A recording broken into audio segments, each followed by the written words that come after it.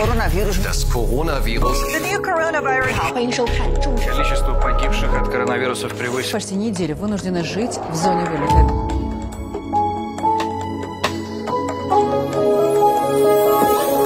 چی دردیست خدایا کی جهان بیمار است چی بلا آمده کی پیر و جوان بیمار است عالمی شاد کنون ماتم و حسرت دارد آدمان خانگی گشتند و مکان بیمار است با چنین درد خدایا به کجا باید رفت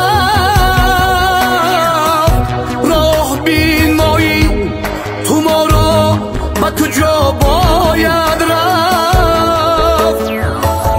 ناامید است بشر باز امید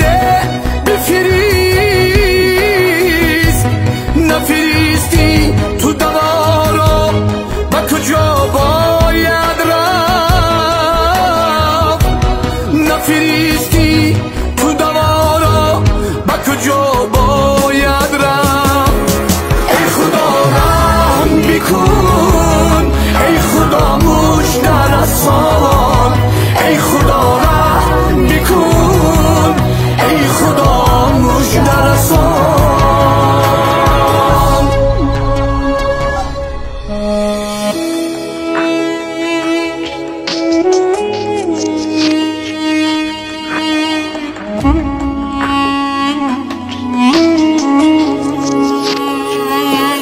مادران خون جیگرو زنده جدا از فرزند پسران در بدرو بی لبخند ای خدایا جگرم سوزد از این حالی غریب هر کجا بی کس و کوی است به او شو پیوند ای خدا حالی مهاجر بودگان وزنین است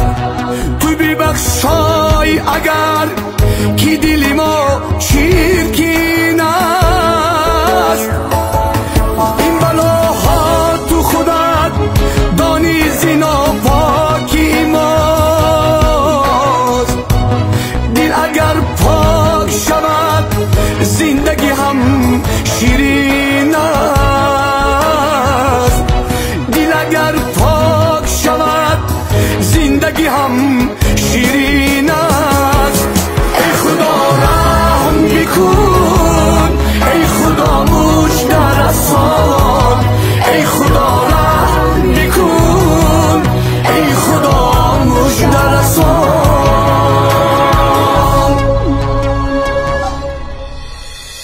ما ملت تاجیک در سالهای 90